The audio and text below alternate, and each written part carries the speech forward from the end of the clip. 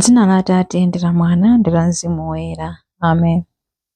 Ambuye tsekulani milomo yanga ndipo ndidzatamanda dzina lanu.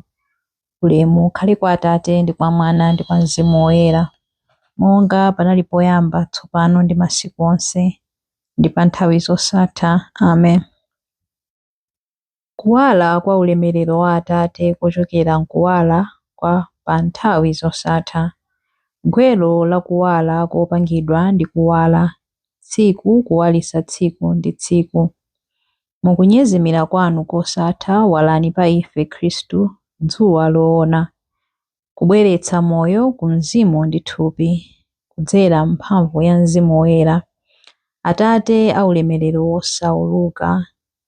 wosasuluka, wodzaza mchaulere ndiponso mphamvu yopulumutsa, imvani mapemphero athu ndipo bwerani kudzatipulumutsa. Tisungeni kutali ndi njira za machimo, mbandakucha ukuyandikira, mbandakucha wotibweretsera zofuna zathu zonse. Mwana amene amakhala mwa Atate wolankhula liwu limodzi. Ulemu ukhale kwa Atate, ulemu ukhale kwa Mwana wake mmodzi yekha, ulemu tsopano ndi kwa mibado yonse, kwa Mzimu Nkhoswe. Chilimbi 1.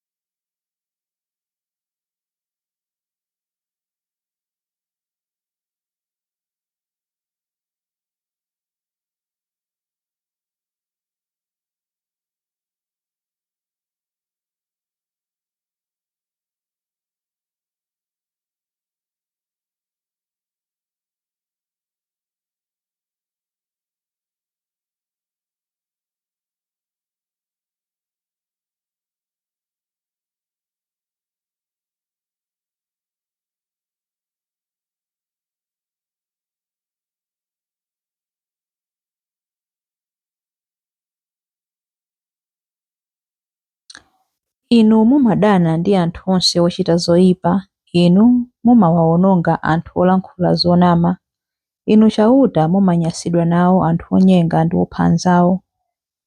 Koma ine ndidzatha kulowa m'nyumba mwanu chifukwa chakukula kwa chikondi chanu. Ndidzaweramitsa mutu pansi kupembedza inu m'nyumba yanu yoyera. Inu chauta ndinu wolungama, munditsogolere pakati pa adani ondizonda, mundikonzere njira yowongoka kuti ndidzeremo. Adani anga amalankhula mabodza okhaokha, mtima wawo umangofuna kuwononga. Mu mmero mwawo muli ngati manda apululu, ndipo lilime lawo limalankhula zonyenga. Koma onse othawira kwa inu akondwere, aziyimba ndi chimwemwe nthawi zonse.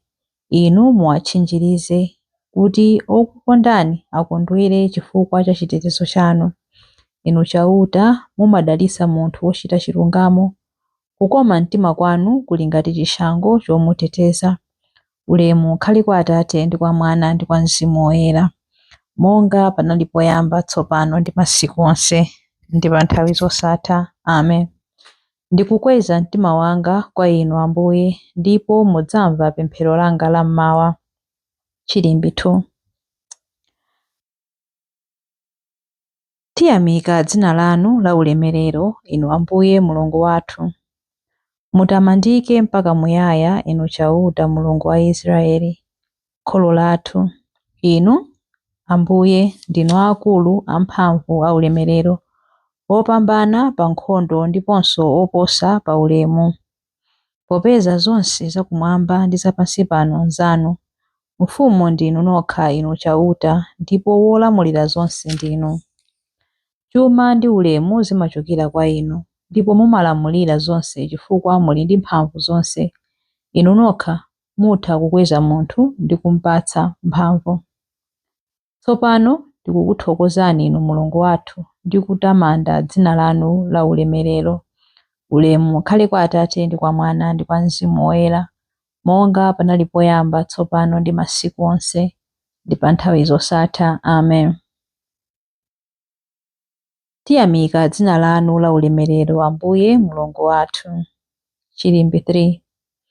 Pembedzani Ambuye m'mabwalo awo oyera. Tamandani chauta inu okhala kumwamba, tamandani ulemerero wake ndi mphamvu zake.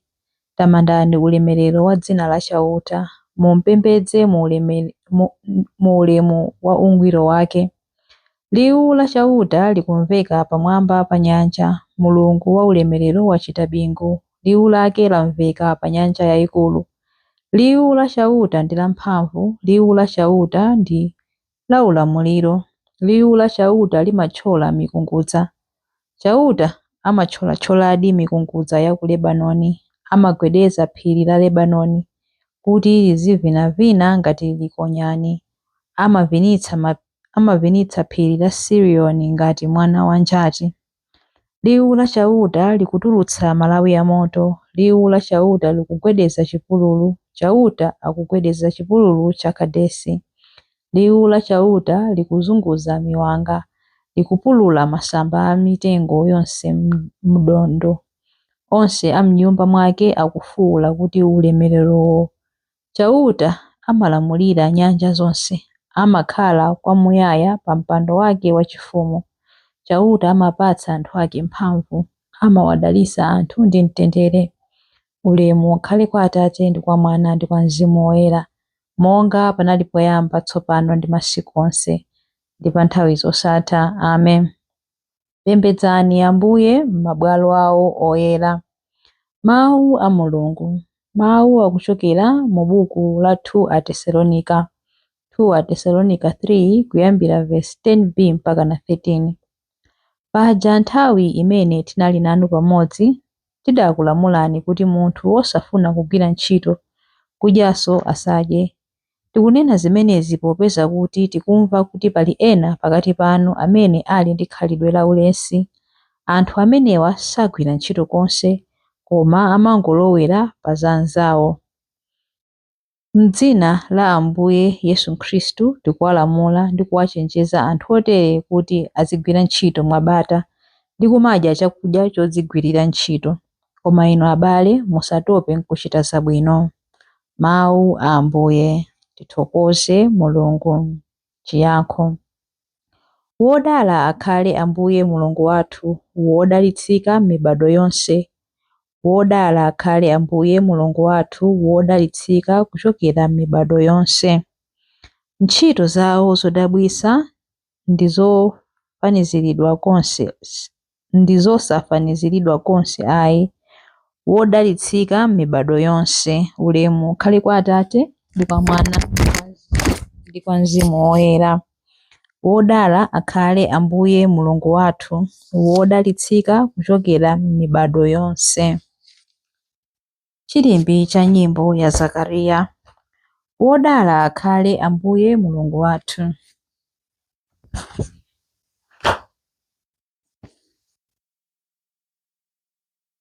Adalitsike Ambuye Mulungu wa Israeli, wadzayendera anthu ake ndi kuwawombola. Watiukitsira ife mpulumutsi wamphamvu, nyumba ya Davide mpulumutsi, Davide mtumiki wake, monga adalonjezera ndi milomo ya anthu oyera, iwo amene adali aneneri pa nthawi yakale. Mpulumutsi amene adzatimasula ife kwa adani athu, kumanja a onse amene amadana nafe. Choncho chikondi chake pa makolo athu chakwaniritsidwa, ndiponso pangano chake choyera chakumbukiridwa. Adalumbira kwa Abrahamu atate athu kuti adzatilola ndi ufulu kumantha ndi kupulumutsidwa m'manja mwa adani athu, kuti tithe kumutumikira Iye mkuyera ndi mwachilungamo masiku onse a moyo wathu pamaso pake. Kwa iwe mwana wang'ono udzayitanidwa mneneri wa Mulungu wamwambamwamba. Udzapita m'tsogolo mwa Ambuye kuti akakukonzere njira zake Iye asanabwere, kuti akadziwitse anthu ake za chipulumutso chawo kudzera m'chikhululukiro cha machimo awo onse. Chikondi chokoma cha mtima wa Mulungu wathu, amene amatiyendera ngati m'bandakucha wakumwamba, adzapasa kuwala iwo amene ali mdima, iwo amene akukhala mu mthunzi wa imfa, ndi kutitsogolera ife mu njira ya mtendere. Ulemu ukhale kwa Atate ndi kwa Mwana ndi kwa Mzimu Woyera, monga panali poyamba, tsopano ndi masiku onse, ndi pa nthawi zosatha. Amen. Wodala akhale Ambuye Mulungu wathu. Mapemphero. Tiyamikira Khristu koposa munthu aliyense chifukwa adali wodzazidwa ndi chaulere ndi Mzimu Woyera.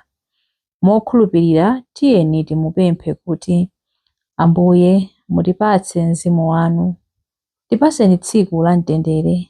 Nthawi ya madzulo ikafika tidzakutamandeni mwachimwemwe ndi mtima woyera. Ambuye tipatseni mzimu wanu. Lolani kuti ulemerero wanu ukhale pa ife lero, ndipo muwongolere ntchito za manja athu. Ambuye mutipatse mzimu wanu. Nkhope yanu yoyera itiwalire ife ndi kutikhalitsa mu mtendere wanu, ndipo dzanja lanu lamphamvu lititeteze ife. Ambuye mutipatse mzimu wanu. Yang'anirani ndi chifundo onse amene amayika chikhulupiriro chawo mu mapemphero athu. Muwadzaze ndi zaulere zonse zakuthupi ndi mzimu. Ambuye mutipatse mzimu wanu. Ambuye mutipatse mzimu wanu pamene tikupemphera kuti: Atate athu muli kumwamba, dzina lanu liyeretsedwe, ufumu wanu udze, kufuna kwanu kuchitidwe, monga kumwamba choncho pansi pano. Mutipatse ife lero chakudya chathu cha lero. Mutikhululukire ife zochimwa zathu, monga ifenso takhululukira adani athu. Musatisiye ife m'chinyengo, koma mutipulumutse ife kwa zoyipa. Amen. Tipemphere. Atate, chilichonse chimene tidzachite pa tsiku la lero chiziyamba ndi chilimbikitso chanu, kupitirizidwa ndi thandizo lanu la chipulumutso. Lolani kuti ntchito zanu nthawi zonse zizipeza gwero mwa inu, ndipo kudzera mwa inu zifike pa chimaliziro. Tikupempha izi kudzera mwa Yesu Khristu Ambuye athu, mwana wanu, amene ali ndi moyo ndi ufumu limodzi nanu ndi Mzimu Woyera, Mulungu tsopano ndi pa nthawi zosatha. Amen. Ambuye atidalitse, atiteteze ife ku zoyipa zonse ndi kutifikitsa ku moyo wosatha. Amen. Dzina la Atate ndi la Mwana ndi la Mzimu Woyera. Amen.